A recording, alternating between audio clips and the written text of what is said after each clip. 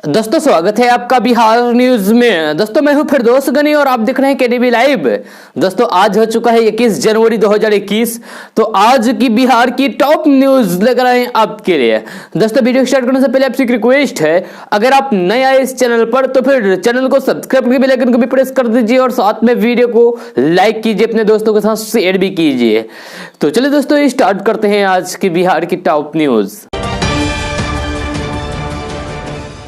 दोस्तों दिल्ली की सीमाओं पर तीनों कृषि कानूनों के खिलाफ बीते 56 दिनों से जारी आंदोलन के बीच सुप्रीम कोर्ट ने एक बार फिर से किसानों की ट्रैक्टर रैली को लेकर दखल देने से साफ इनकार कर दिया है। वही किसान नेता राकेश टिकैत ने मीडिया से बातचीत के दौरान कहा है कि ट्रैक्टर रैली को कोई भी रोक नहीं सकता। राकेश टिकैत ने आगे कहा है कि गणतंत्र दिवस मनाने से देश के नागरिक को संवैधानिक संस्थान या फिर पुलिस रोक नहीं सकती। हम झगड़ा करने नहीं जा रहे, हम दिल्ली में गणतंत्र दिवस का उत्सव मनाएंगे। पहले हम इसे खेत और फिर गांव में मनाते थे, क्योंकि हम अभी दिल्ली में हैं तो फिर दिल्ली में ही मनाएंगे। उन्होंने आगे कहा है कि हम देखना चाहते हैं कि हम देश प्रेमी हैं या फिर हमें रोकने वाले देश के गद्दार। दोस्तों बिहार के सरकारी स्कूलों में पढ़ने वाले अब तक नीतीश सरकार पोशाक खरीदने के लिए राशि देती आई है। जी मुख्यमंत्री पोशाक योजना, मुख्यमंत्री बालिका पोशाक योजना, मुख्यमंत्री बालक पोशाक योजना और बिहार शताब्दी मुख्यमंत्री बालिका पोशाक योजना के तहत अब तक स्कूली छात्र छात्राओं को सीधे डीबीटी के माध्यम से सरकार राशि मुहैया कराती आ रही है। लेकिन अब सरकार ने इसमें बदलाव कर दिया है। जी हाँ, कल शाम हुई नीतीश कैबिनेट की बैठक में इस पोशाक योजना में बदलाव का फैसला लिया है। अब सरकार पहली कक्षा से लेकर 12वीं तक पढ़ने वाले छात्र छात्राओं को जीविका दीदी के माध्यम से बनाए गए ड्रेस मुहैया कराएगी। जी हां, सरकार ने फैसला किया है कि चरणबद्ध तरीके से जीविका दीदी की तरफ से बनाए गए ड्रेस किसी छात्र छात्राओं को दिए जाएंगे। पहले चरण में 2 सेट सिले हुए पोशाक खरीदने की अनुमति सरकार ने दी है। जी हां, अब तक के छात्र छात्राओं को पोशाक के लिए सीधे उनके बैंक खाते में सरकार की तरफ से राशि मुहैया कराई जाती रही है। जी हां, नीतीश सरकार की इस महत्वाकांक्षी योजना की चर्चा अन्य राज्यों में भी हुई है और सरकार इसे सबसे सफल योजनाओं में से एक सफल योजना माना है। लेकिन अब इसमें बदलाव किया जा रहा है। अब राशि की बजाय सिले हुए कपड़ा छात्र छात्राओं को मुहैया कराए जाएंगे। दोस्तों एआईएमआईएम विधायक अख्तरुल इमान और आरएलएसपी के राष्ट्रीय प्रवक्ता फजल ईमान मलिक को कल पटना के गर्दनीबाग थाने से गिरफ्तार कर लिया था। हालांकि आधे घंटे बाद पुलिस ने अख्तरुल इमान को छोड़ दिया। मिली जानकारी के अनुसार विधायक अख्तरुल इमान पटना के गर्दनीबाग में छात्रों के साथ धरना दे रहे थे। जी हाँ, बताया जा रहा है कि वे टीईटी छात्रों के प्रदर्शन में शामिल हो रहे थे। इस बीच पुलिस ने उन्हें गिरफ्तार कर लिया। हालांकि उन्होंने कहा है कि छात्रों के पास धरना देने के लिए लिखित परमिशन थी। अख्तरुल इमान ने आगे कहा है कि हम शांतिपूर्ण तरीके से प्रदर्शन कर रहे थे, इसी दौरान पुलिस आई और यहां से चले जाने को कहा। बाद में पुलिस ने मेरे साथ बदसलूकी करते हुए हम सबको गिरफ्तार कर लिया। उन्होंने कहा है कि यह लोकतंत्र के खिलाफ है। बिहार के पूर्व उप मुख्यमंत्री सुशील कुमार मोदी ने एक बार फिर से नेता प्रतिपक्ष तेजस्वी यादव पर निशाना साधा है। जी हां, उन्होंने कहा है कि जो लोग विधानसभा चुनाव के बाद पहली कैबिनेट बैठक में 10 लाख लोगों को सरकारी नौकरी देने का झांसा देने के बावजूद सत्ता पाने में नाकामयाब रहे, उनके सजा याफ्ता नेता यानी कि लालू प्रसाद यादव जो जेल में बंद हैं, जी हां, वो विधानसभा गठन के समय जेल से ही जोड़ तोड़ करने में लग गए। लेकिन वे एनडीए सरकार की वापसी के जनादेश को विफल नहीं कर पाए। अब यही लोग कानून व्यवस्था के बहाने एक लोकप्रिय सरकार को बर्खास्त करके राष्ट्रपति शासन लागू करने की मांग कर रहे हैं। उन्होंने कहा है कि चुनी हुई सरकार को हटाने के लिए संविधान की धारा 356 का 100 बार दुरुपयोग करने वाली कांग्रेस की संगत में राजद यही सीख सकता है। दोस्तों संसद भवन परिसर की कैंटीन में अब सांसदों को सब्सिडी वाला खाना नहीं मिलेगा। जी हां, लोकसभा स्पीकर ओम बिरला ने मंगलवार को कहा है कि संसद की कैंटीन में सांसदों को भोजन पर दी जाने वाली सब्सिडी पर रोक लगा दी गई है। ओम बिरला ने कहा है कि संसद का बजट सत्र 29 जनवरी से शुरू होगा। संसद सत्र के दौरान राज्यसभा की कार्यवाही सुबह 9 बजे से दोपहर 2 बजे तक चलेगी, जबकि लोकसभा की कार्यवाही शाम 4 बजे से रात 8 बजे तक चलेगी। इस दौरान शून्यकाल और प्रश्नकाल का आयोजित किया जाएगा। दोस्तों बिहार में सड़कों का जाल बिछाकर एक जगह से दूसरे जगह की दूरी को कम करना और यात्रा सुलभ बनाने की दिशा में सरकार तेजी से काम कर रही है। इसी क्रम में सीमांचल और कोसी में सड़कों का जाल बिछाया जा रहा है। जी हां, करीब 5000 करोड़ रुपए की लागत से बन रहे इन सड़कों से अब बंगाल, झारखंड और नेपाल की राह आसान हो जाएगी। जी हां, बिहार में नेशनल हाईवे और स्टेट हाईवे की सड़कों का काम चल रहा है। पूर्णिया कोसी प्रमंडल के 7 जिलों में नेशनल हाईवे का जाल बिछाया जा रहा है। जी हां, दोनों प्रमंडलों की करीब 2 करोड़ आबादी को इससे लाभ मिलेगा। वहीं सीमांचल और कोसी के व्यवसायियों को भी इससे काफी लाभ मिलने वाला है। पूर्णिया से कटिहार होते हुए नरेंद्रपुर तक हाईवे 131 का काम चालू है, जिसके भौतिक अधिग्रहण का काम शुरू कर दिया गया है। कटिहार में करीब 15 किलोमीटर का बाईपास बनना है। यहाँ 2 बड़े सेतु, 15 छोटे पुल, 2 फ्लाईओवर, 3 ROB और 17 अंडरपास भी बनाया जाएगा, जिससे बिहार और झारखंड की यात्रा आसान हो जाएगी। दोस्तों, दिल्ली की सीमा पर चल रहे किसान आंदोलन के समर्थन में अब सिविल सोसाइटी के लोग भी सामने आए हैं। इसी कड़ी में सिविल सोसाइटी की तरफ से दिल्ली के सिंधु बॉर्डर के नजदीक 23 और 24 जनवरी को किसान संसद बुलाने का फैसला किया गया है। इस किसान संसद में पक्ष विपक्ष के सभी सांसदों के अलावा पूर्व सांसद और कृषि विशेषज्ञ समेत किसानों को भी बुलाया जाएगा। इस किसान संसद में केंद्र सरकार द्वारा लाए गए तीनों कृषि कानूनों पर चर्चा की जाएगी। 23 और 24 जनवरी को दिल्ली के सिंधु बॉर्डर के करीब होने वाली किसान संसद का आयोजन जिस समिति ने किया है, उसमें सिविल सोसाइटी से जुड़े हुए कई चर्चित नाम शामिल है। इस आयोजन समिति में justice Gopal Gaura, justice Kolse Patil, admiral Ramdas, Arun Roy, P Sainath, Megha Patkar, Yashwant Sinha और फिर प्रशांत भूषण समेत कई अन्य लोग शामिल होंगे। आयोजन समितियों का कहना है कि इन किसान संसद को बुलाने का मकसद यही है कि केंद्र सरकार के कृषि कानूनों को लेकर चर्चा की जा सके और सभी लोगों को यह समझा जा सके कि आखिर किसानों का विरोध किस चीज को लेकर है और क्यों इन तीनों कृषि कानूनों को वापस किया जाना जरूरी है। आयोजन समिति के सदस्य प्रशांत भूषण ने इन किसान संसद को बुलाने का मकसद बताते हुए कहा कि केंद्र सरकार ने तीनों कृषि कानूनों को नियमों को ताक पर रखकर पास करवाया। प्रशांत भूषण ने कहा कि सरकार के पास राज्यसभा में बहुमत नहीं था, इसी वजह से कृषि कानूनों से जुड़े हुए बिल को वॉइस वोट से पास करवाया गया। इतना ही नहीं, जब किसानों का आंदोलन शुरू हुआ तो फिर केंद्र सरकार ने संसद के शीतकालीन सत्र को भी कोरोना की बात कहकर नहीं बुलाया, ताकि इन तीनों कृषि कानूनों को लेकर संसद में कोई भी सवाल और जवाब ना हो सके, जबकि देश भर में चुनाव प्रचार चलते रहे और फिर चुनाव होते रहे। दोस्तों, जिस बारे में अभी हम बात करने जा रहे हैं वो किसी फिल्म की कहानी से कम नहीं है। जी हाँ, 19 साल पहले बिहार के दरभंगा जिला के बहादुरपुर थाना क्षेत्र के गोड़िया गांव निवासी व्यक्ति घर से लापता हो गया था। जी हाँ, परिवार वालों ने कई जगह तलाश की, लेकिन व्यक्ति का कहीं भी कुछ अता पता नहीं चला। इस बीच एक होटल में जाकर अचानक एक व्यक्ति ने रोटी की भीख मांगी। उसकी आवाज सुनकर युवक को लगा कि जैसा वो इस आवाज को पहचानता है। दिमाग पर जोर डालने पर उसे महसूस हुआ कि ऐसी आवाज तो उसकी चाचा की थी। बस फिर क्या था, भिखारी से नाम पता पूछा तो फिर उसका चाचा ही निकला। जी हाँ, दरभंगा निवासी सियाराम मुखिया का कहना है कि हम बचपन से अपने चाचा को तलाशते आ रहे थे। वो आखिरकार मिला तो अपने गांव से 1500 किलोमीटर दूर लुधियाना में। यह पहली नजर में चेहरा तो पहचानने में नहीं आया, हाँ उनकी आवाज सुनते ही पहचान गया कि वे कैलाश चाचा ही है। यह चेहरे पर दाढ़ी बढ़ी हुई थी और लंबे लंबे बालों ने उनका रंग रूप ही बदल दिया था, मगर जब उनके बाल कटवाने के बाद शेव कराई गई तो फिर वही निकला। आपको बता दें कि सियाराम मुखिया लुधियाना के शिवपुरी में स्थित राणा ढाबा में तंदूरी रोटी बनाने का काम करता है। वह रविवार शाम को ढाबे पर रोटियां सेक रहा था। इसी दौरान भिखारी जैसे दिखने वाला व्यक्ति ने आकर रोटी भीख मांगी। यह पहले सियाराम ने उसे अनदेखा कर दिया, मगर जब उनसे फिर से रोटी मांग की गई तो फिर सियाराम को आवाज जानी पहचानी सी लगी। यह उसके बाद जब भिखारी से नाम पता पूछा तो उसका नाम सुनते ही वे उछलने लगा। यह वे उसका 19 साल से लापता चाचा कैलाश मुखिया, जो अभी 56 साल का है, वही निकला। हालांकि कैलाश ने सियाराम को नहीं पहचाना, क्योंकि जब वे घर छोड़कर गए थे तो उस समय सियाराम का महज 16 साल उम्र था।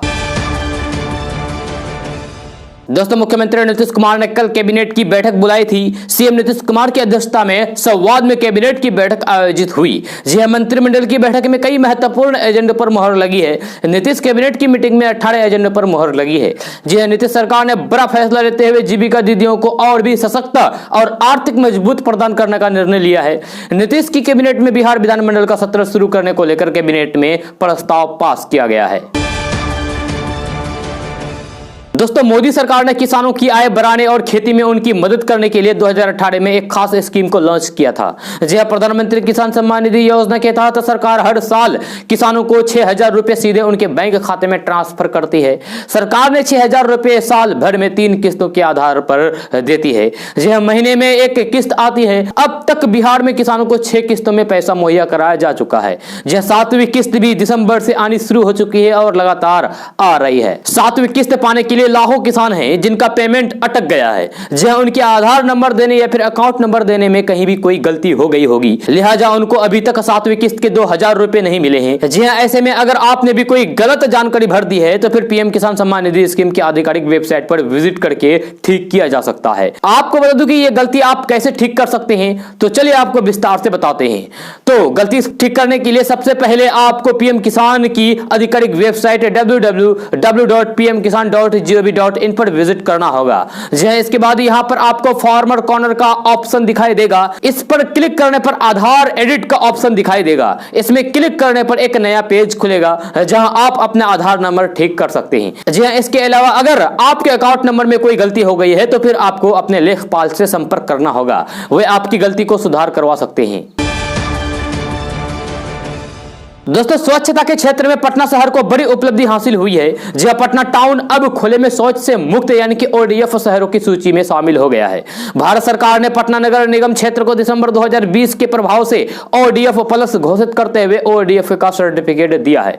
आपको बता दूं कि जिन भी शहरों में आबादी के अनुपात में सरकार द्वारा तय किए गए निजी, सार्वजनिक और सामुदायिक शौचालय की व्यवस्था होती है, वह खुले में शौच मुक्त यानी कि ओडीएफ घोषित कर दिया जाता है। वही सभी शौचालय में पानी, साफ सफाई एवं रख रखाव की मुकम्मल व्यवस्था पाए जाने पर उस शहर को भारत सरकार द्वारा ओडीएफ का सर्टिफिकेट दे दिया जाता है। जी हां, पटना शहर को ओडीएफ शहर घोषित करने के बाद अब इसे गार्बेज फ्री सिटी में शामिल करने की तैयारी शुरू हो गई है। जी हां, पटना नगर निगम के नगर आयुक्त हिमांशु शर्मा ने निगम के पदाधिकारियों के साथ मिलकर बैठक की और गार्बेज फ्री सिटी में शामिल करने की रणनीतियों पर चर्चा की गई। दोस्तों, स्कूली बच्चों से जुड़ी एक बड़ी खबर सामने आ रही है कि अब बिहार में क्लास 1 से लेकर 8वीं तक के बच्चों को भी जल्द ही स्कूल जाने की अनुमति मिल सकती है। जी हां, यानी कि 1 से लेकर 8वीं तक के स्कूल अब बहुत जल्द खुल जाएगा। जैसे शिक्षा विभाग के प्रधान सचिव संजय कुमार ने एक न्यूज चैनल को जानकारी देते हुए बताया कि इस महीने के अंत तक क्लास 1 से 8 तक के लिए स्कूल खोले जाने का सरकार फैसला ले सकती है। इसको लेकर 25 जनवरी तक मुख्य सचिव की अध्यक्षता में क्राइसिस मैनेजमेंट ग्रुप की बैठक होगी। प्रधान सचिव ने कहा कि 4 जनवरी से क्लास 9 से 12वीं तक की कक्षाएं संचालित हो रही है, जिनमें 50% से 30% बच्चों की उपस्थिति देखी जा रही है। ऐसे में अब उसी पैटर्न पर क्लास 1 से लेकर 8 तक के बच्चों की भी पढ़ाई शुरू हो, इस पर जल्द फैसला होगा। जी हां, पंकज कुमार ने साफ कहा है कि अब तक कहीं से भी किसी प्रकार की कोई भी अप्रिय खबरें सामने नहीं आई है और सही फीडबैक मिल रहा है। ऐसे में 25 जनवरी को क्राइसिस मैनेजमेंट ग्रुप की बैठक होगी और 27 जनवरी से छोटे बच्चों के लिए शर्तों के साथ स्कूल खोले जा सकते हैं। दोस्तों, नीतीश मंत्रिमंडल का विस्तार कब होगा, इस चर्चा के बीच नीतीश कुमार के एक बयान से फिर से संयम का बादल गहरा गए हैं। जी हां, नीतीश कुमार ने जदयू दफ्तर में पार्टी के कार्यकर्ताओं और नेताओं से मुलाकात की थी। इसके बाद मंत्रिमंडल विस्तार को लेकर उन्होंने अपने चिर परिचित अंदाज में कहा कि बहुत जल्द हो जाएगा मंत्रिमंडल विस्तार। इसके साथ ही जब उन्होंने कहा कि विस्तार 2 दिन में होगा या फिर 10 दिन में, इस पर फिलहाल कैसे कहूं। अब नीतीश कुमार के इसी जवाब ने बिहार की सियासत में फिलहाल कई सवाल तैरने लगे हैं। जी हां, मंत्रिमंडल विस्तार की बात पर नीतीश कुमार के इस बयान के पीछे का अर्थ खोजा जा रहा है। जेडीयू के सूत्र बताते हैं कि नीतीश कुमार का जवाब साफ साफ इशारा कर रहा है कि मंत्रिमंडल विस्तार को लेकर भाजपा और जेडीयू के बीच कुछ ऐसे पेच है जिनका समाधान फिलहाल नहीं हो पाया है। बिहार में मंत्रिमंडल विस्तार में दोनों पार्टियों के मंत्रियों की संख्या क्या होगी। चर्चा यही है कि जेडीयू ने बराबर हिस्सेदारी का दावा किया है, जिस पर मामला फंसा हुआ है। दोस्तों, कई लोग अपने ऑफिस का लंच अखबार में लपेटकर ले जाते हैं। इसके अलावा कुछ लोग ट्रेन में सफर करने के दौरान न्यूज़पेपर पर रखकर खाना खाते हैं। भले ही आपने इस आदत पर गौर नहीं किया हो, लेकिन यह आपके स्वास्थ्य के लिए बहुत हानिकारक होता है। जी हां, फुटपाथ पर बिकने वाले खाने को अखबार में लपेट कर दिया जाता है, जो हमारे स्वास्थ्य के लिए बहुत ही हानिकारक है। जी हां, खासकर चाट पकौड़े की दुकान पर लोग न्यूज़पेपर रखकर खाना खाते हैं। अगर आप भी इस तरीके से खाना खाते हैं तो फिर आपको गंभीर बीमारियां हो सकती है। कभी भी अखबार में लपेटकर खाना नहीं खाना चाहिए, खासकर गर्म खाना आपको कई सारी बीमारियां दे सकता है। ऐसा हम इसीलिए कह रहे हैं क्योंकि अखबार में इस्तेमाल किए जाने वाले स्याही में रासायनिक केमिकल होती है, जो सेहत के लिए बहुत ही हानिकारक होती है। जी हां, गर्म खाने की वजह से स्याही खाने में चिपक जाता है, यह आपके सेहत के लिए हानिकारक दे देता है।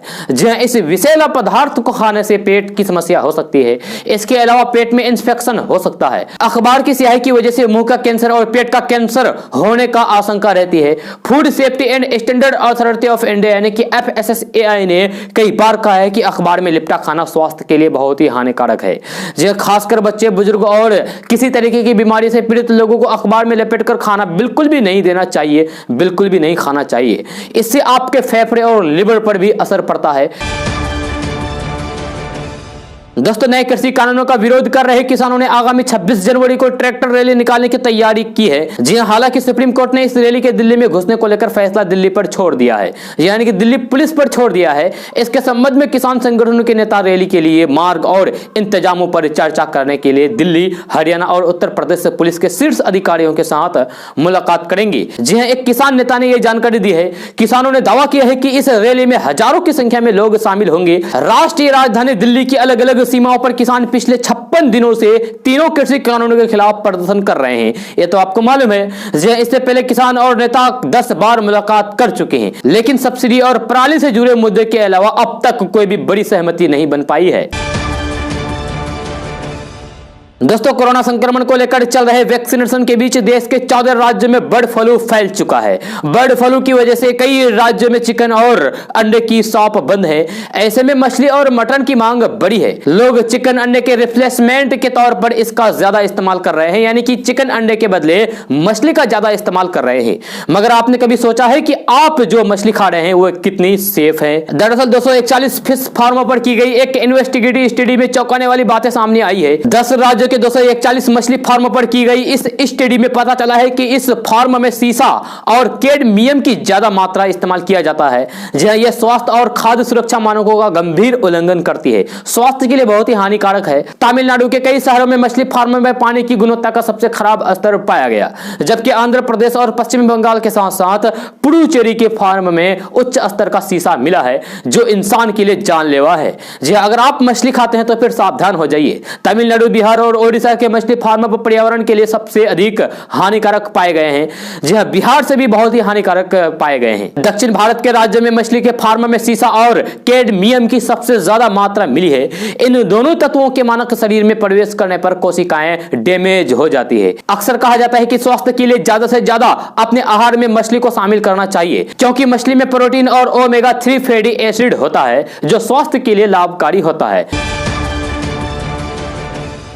दोस्तों, प्रधानमंत्री नरेंद्र मोदी ने आज पीएम आवास योजना ग्रामीण यानी कि प्रधानमंत्री आवास योजना जी के तहत उत्तर प्रदेश के 6,01,000 लाभार्थियों को 2,691 करोड़ रुपए की वित्तीय सहायता जारी की है। पीएम मोदी ने अभी वीडियो कॉन्फ्रेंस के जरिए लाभार्थियों से रूबरू हुए। जी, पीएम मोदी ने कहा है कि कुछ दिन पहले देश में कोरोना को हराने के लिए वैक्सीनेशन शुरू हुआ है। आज एक और अच्छा काम हुआ है। आवास योजना से गांवों की तस्वीर बदल रही है। हमारी सरकार का लक्ष्य है कि गरीब के पास घर हो, गरीबों को घर दिया जाए। दोस्तों, सुप्रीम कोर्ट ने एक बार फिर से किसानों की ट्रैक्टर रैली को दखल देने से इनकार कर दिया है, जो आपको इस वीडियो के माध्यम से पहले भी बताया गया। जब बुधवार को हुई सुनवाई में चीफ जस्टिस की ओर से कहा गया है कि यह मामला दिल्ली पुलिस के हाथ में है। पुलिस चाहे तो इस पर इजाजत दे सकती है या फिर नहीं। वहीं दूसरी ओर कांग्रेस के वरिष्ठ नेत्री प्रियंका गांधी वाड्रा ने ट्वीट किया, जिसमें लिखा है कि देश की सुरक्षा से जुड़ी अति गोपनीय बातें एक पत्रकार को बताई गई। हमारे देश के वीर जवान शहीद हुए। पत्रकार कहता है कि हमें फायदा होगा। यह बहुत ही गंभीर मामला है, इसकी निष्पक्ष जांच होनी चाहिए। आपको बता दूं कि प्रियंका गांधी वाड्रा ने यह सारी बातें अर्नब गोस्वामी के वायरल हुए व्हाट्सएप चैट को लेकर कही है। प्रियंका गांधी वाड्रा ने आगे लिखा है कि एक तरफ यह सरकार किसानों की सुन नहीं रही है, दूसरी तरफ जवानों की जिंदगी से खेल रही है। जय जवान जय किसान हमारे देश का नारा है, सिर्फ इसे बार बार दोहराने से काम नहीं चलेगा। दोस्तों, ये आपको भी मालूम है कि बिहार में खाकी वर्दी पर दाग लगते रहते हैं। जी, ताजा मामला भोजपुर जिले के चांदी थाना में कार्यरत एक सब इंस्पेक्टर जितेंद्र सिंह का है। बालू लदे ट्रकों को रिश्वत लेकर सरेआम पास कराते हुए उसका वीडियो इंटरनेट मीडिया पर वायरल होने के बाद पुलिस महकमे में हरकंप मच गया है। जी, इसके बाद बुधवार को उसे गिरफ्तार कर लिया गया है। पुलिस मामले की FIR दर्ज करके जांच कर रही है। मिली जानकारी के अनुसार भोजपुर में थाना के चौकीदारों और दफादारों द्वारा ट्रकों से की जा रही वसूली पर हुई कार्रवाई के बावजूद भी पुलिसकर्मी अपनी करतूत से बाज नहीं आ रहे हैं। इधर एक बार फिर से ट्रकों से वसूली करते हुए एक वीडियो इंटरनेट मीडिया पर वायरल हुआ है। वायरल वीडियो चांदी थाना क्षेत्र से जुड़ा हुआ बताया गया था। दोस्तों, मुख्यमंत्री नीतीश कुमार के नेतृत्व वाली एनडीए की सरकार का 1-2 दिनों में ही मंत्रिमंडल विस्तार हो सकता है। इसके लिए मंथन का दौर लगभग खत्म हो चुका है। जी हां, सूत्रों से खबर आ रही है कि बीजेपी ने अपने कोटे के ऐसे विधायक नेताओं के नाम फाइनल कर दिए हैं जो मंत्री बनाए जा सकते हैं। खबर यह भी आ रही है कि भाजपा आज शाम तक सीएम नीतीश कुमार को अपने कोटे के नए मंत्रियों के नाम की सूची सौंप सकती है। जी हां, मंत्रिमंडल विस्तार में भाजपा इस बार सामाजिक और क्षेत्रीय समीकरण को साधने में पूरी कोशिश कर रही है। इस चुनाव में जिन क्षेत्रों से अधिक विधायक जीतकर आए हैं, उन क्षेत्रों की मंत्रिमंडल में अधिक भागीदारी देने की तैयारी चल रही है। वहीं जातिगत समीकरण का भी पूरा ख्याल रखा जा रहा है। जिस जाति के विधायकों की संख्या जिस हिसाब से है, उसी हिसाब से मंत्रिमंडल में उन्हें जगह मिलेगी। यानी भारतीय जनता पार्टी यानी कि बीजेपी क्षेत्रीय समीकरण के साथ साथ सोशल इंजीनियरिंग का भी खासा ख्याल रख रही है। दोस्तों, बिहार में पंचायत चुनाव के ऐलान से पहले बिहार में मुखिया और सरपंच को बड़ा झटका लगा है। जी हां, राज्य आयोग यानी कि बिहार चुनाव आयोग ने मतदान केंद्रों की सूची बनाने को लेकर अधिसूचना जारी कर दी है। अधिसूचना में कहा गया है कि सभी मतदाता केंद्रों की सूची और निरीक्षण करने का जिम्मा प्रखंड विकास पदाधिकारी का होगा। जी हां, मतदान केंद्रों का फाइनल लिस्ट आयोग के सहमति से ही प्रकाशित किया जा सकता है। राज्य निर्वाचन आयोग की ओर से जारी नोटिफिकेशन के मुताबिक बिहार में अप्रैल और मई में पंचायत चुनाव हो सकता है। जी हां, चुनाव से पहले सभी जिले में अधिकृत अधिकारियों को मतदान केंद्र का जायजा लेना है। अधिकारी मतदान केंद्र की लिस्ट जिला निर्वाचन पदाधिकारी को सौंपेगी, जिसे आयोग की सहमति से प्रकाशित किया जा सकता है। दोस्तों, सरकारी योजना में होने वाली धांधली बिहार में थमने का नाम नहीं ले रही है। एक तरफ जहां सीएम नीतीश कुमार के ड्रीम प्रोजेक्ट हर घर नल जल योजना में जांच के दौरान ढेरों अनियमितताएं सामने आ रही है, वहीं दूसरी तरफ प्रधानमंत्री आवास योजना में भी सेंधमारी की घटना थमने का नाम नहीं ले रही है। जी आवास योजना का लाभ खुद लेने वार्ड पार्षद और सरकारी दफ्तर के सीनियर क्लर्क तक खुद को गरीब बताने में लग गए हैं। बिहार में सरकारी योजनाओं का लाभ जरूरतमंदों तक क्यों नहीं पहुंच पाता है, इसका कारणों का खुलासा एक आरटीआई के जरिए हुआ है। जी हां, मीडिया रिपोर्ट के अनुसार लाभुकों के चयन में जमकर धांधली हो रही है। वार्ड से लेकर मुखिया और फिर अधिकारी तक इसमें लिप्त रहते हैं, जिसके कारण जो इसके वास्तविक हकदार होते हैं उन्हें इसका लाभ नहीं मिल पाता है। आरटीआई से मिली जानकारी में इस बात का खुलासा हुआ है कि अभी प्रधानमंत्री आवास योजना के तहत प्रदेश में यानी कि बिहार में 3,32,000 से अधिक आवास का निर्माण अधूरा पड़ा है, जिसे सरकार ने इस साल पूरा करने का निर्देश भी जिला अधिकारियों को दिया है। जी हां, दूसरी तरफ इस योजना में गड़बड़ी करने वालों पर कार्रवाई भी की जा रही है। नए सरकार के गठन के बाद 87 मुखिया और 33 वार्ड पार्षदों पर प्राथमिकी इस मामले में दर्ज की गई है। यह वही मामले की जांच की जिम्मेवारी अधिकारियों के जिम्मे दी गई है, जिसके बाद कई चौंकाने वाले खुलासे सामने आ रहे हैं। जी हां, नवादा जिले में 2 वार्ड पार्षद और जमुई जिले में 1 पार्षद ऐसे पाए गए हैं जिन्होंने आवास योजना का लाभ लेने खुद को ही गरीब बना दिया है। जी हां, इसके लिए उन्होंने गलत आय प्रमाण पत्र बनवा लिया। वहीं अररिया में सरकारी दफ्तर के वरिष्ठ क्लर्क ने भी इसका लाभ ले लिया। ऐसे कई अन्य उदाहरण भी सामने आए हैं। जी हां, साथ ही कई जगहों पर आवास दिलाने के नाम पर पैसा ठगी का मामला भी सामने आने लगा है। तो मकान दिलवाने के एवज में सरेआम 20-20 हजार रुपए घूस मांगने की भी शिकायतें सामने आई है। दोस्तों, बिहार विद्यालय परीक्षा समिति यानी कि बिहार बोर्ड ने इंटर और मैट्रिक वार्षिक परीक्षा 2021 के सैद्धांतिक विषयों की परीक्षा को लेकर मंगलवार को दिशा निर्देश जारी कर दिया है। जी हां, इसके मुताबिक परीक्षा भवन में जूता मोजा पहनकर आना जाना मना है। जूता मोजा पहनकर परीक्षा भवन में प्रवेश की अनुमति नहीं दी जाएगी। छात्रों को समय से पहले सेंटर पर पहुंचना होगा। जी हां, परीक्षा शुरू होने के 10 मिनट पहले ही एंट्री बंद हो जाएगी। कोरोना महामारी संक्रमण के बचाव के लिए एक बेंच से दूसरे बेंच के बीच पर्याप्त दूरी रखी जाएगी। प्रत्येक 25 परीक्षार्थियों पर एक वीक्षक के अनुपात में वीक्षकों की प्रतिनियुक्ति की जाएगी। जहां एक कमरे में कम से कम 2 वीक्षक होंगे। दिशा निर्देश में कहा गया है कि इंटर और मैट्रिक परीक्षा में उत्तर पुस्तिका में परीक्षार्थियों का फोटो भी दिया रहेगा। दोस्तों, पटना से सटे मसूरी स्थित एक गांव में युवती के गायब हो जाने का मामला सामने आया है। जी हां, बताया जा रहा है कि युवती घर से बाजार के लिए निकली थी, लेकिन लौटकर वापस घर को नहीं आई। जी हां, इस संबंध में युवती के पिता द्वारा मसूरी थाना में प्राथमिकी दर्ज कराई गई है। युवती की पिता ने पुलिस को बताया कि बीते सोमवार की सुबह उसकी पुत्री घर से अपनी सहेली से मिलने की बात कहकर बाजार के लिए निकली। जब देर शाम तक वापस नहीं लौटी तो उसकी खोजबीन जारी कर दी गई। जी हां, इस दौरान पता चला कि धनरुआ निवासी गरजेश कुमार समेत अन्य ने बहला फुसलाकर उसका अपहरण कर लिया है। मसूरी थाना के एसओसी ने बताया कि मामले में छानबीन की जा रही है। हालांकि इस मामले में अभी तक ना ही किसी को गिरफ्तार किया गया है और ना ही युवती को पुलिस बरामद कर पाई है। यह पुलिस मामले की जांच में जुटी हुई है। दोस्तों राजधानी पटना में पुलिस ने शिक्षक अभ्यर्थियों पर लाठीचार्ज किया है। गर्दनीबाग में 2 दिनों में धरना पर बैठे शिक्षक अभ्यर्थियों पर पुलिस ने जमकर लाठियां बरसाई। पुलिस के लाठीचार्ज में कई महिला पुरुष घायल हो गए। आपको बता दें कि शिक्षक नियोजन को लेकर पूरे बिहार के अभ्यर्थी 2 दिनों से गर्दनीबाग धरना स्थल पर धरना दे रहे हैं। इसी बीच भारी संख्या में पुलिस पहुंची और जबरन धरना खत्म करना चाहा। इसके बाद पुलिस ने लाठीचार्ज किया। जहां घायल अभ्यर्थियों को गर्दनीबाग अस्पताल में भर्ती कराया गया है। धरना स्थल पर अचानक हुई लाठीचार्ज से अफरा तफरी मच गई। जहां विरोध कर रहे अभ्यर्थियों को पुलिस ने जमकर पीटा है। कुछ अभ्यर्थियों के सिर भी फोटे हैं, जहां कई के हाथ में चोटें आई है। आपको बता दें कि कड़ाके की ठंड में भी गर्दनीबाग धरना स्थल पर सैकड़ों नियोजित शिक्षक अभ्यर्थी डटे हुए थे। वे हर हाल में सरकार से नियोजन को लेकर लिखित आश्वासन मांग रहे थे, लेकिन पुलिस ने लाठीचार्ज करके सभी अभ्यर्थियों को वो खदेड़ दिया, भगा दिया। दोस्तों राजधानी पटना से एक ताजा मामला सामने आया है, जहां मसूरी के कृषि पदाधिकारी का कुछ पता नहीं चल पा रहा है। दरअसल घर से अपने दफ्तर के लिए निकले प्रखंड कृषि पदाधिकारी 2 दिन से लापता हो गए हैं, जहां उनके परिजन किसी बड़ी अनहोनी की आशंका जताई जा रही है। पटना पुलिस इस मामले में छानबीन में जुटी हुई है। घटना राजधानी पटना के कंगरबाग थाना इलाके की है, जहां मसूरी के प्रखंड कृषि पदाधिकारी अजय कुमार 2 दिन से लापता हो गए हैं। वे सोमवार को ही पटना से अपने कार्यालय जाने के लिए घर से निकले थे, लेकिन ना तो मसूरी स्थित प्रखंड कृषि कार्यालय पहुंचे और ना ही शाम तक वे घर लौटकर वापस आए।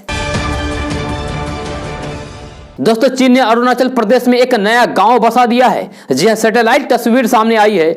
1 नवंबर 2020 को ली गई इन तस्वीरों में देखा जा सकता है कि भारत की वास्तविक सीमा के लगभग 4.5 किलोमीटर अंदर बने इस गांव में लगभग 101 घर बनाए गए हैं। विशेषज्ञों ने इसे बड़ी चिंता का विषय बताया है। जी चीन के साथ पूर्वी लद्दाख में चल रहे सीमा विवाद के बीच अरुणाचल प्रदेश में एक नई चिंता उभरती दिखाई दे रही है। एनडीटीवी न्यूज को मिली एक्सक्लूसिव सैटेलाइट तस्वीरों में देखा जा सकता है कि चीन ने अरुणाचल प्रदेश में एक नया गांव बसा दिया, जहां लगभग 101 घर बने हुए हैं और दिखाई दे रहे हैं। जी हां, 1 नवंबर 2020 को ली गई इस तस्वीर को लेकर जब एनडीटीवी ने कई विशेषज्ञों को संपर्क किया तो उन्होंने इसकी पुष्टि की कि यह गांव भारत के वास्तविक सीमा के 4.5 किलोमीटर अंदर बना हुआ है और भारत के लिए बड़ी चिंता का विषय होगा। जी हां, यह गांव ऊपरी सुबनसिरी जिले के तसारी चू नदी के किनारे पर मौजूद है।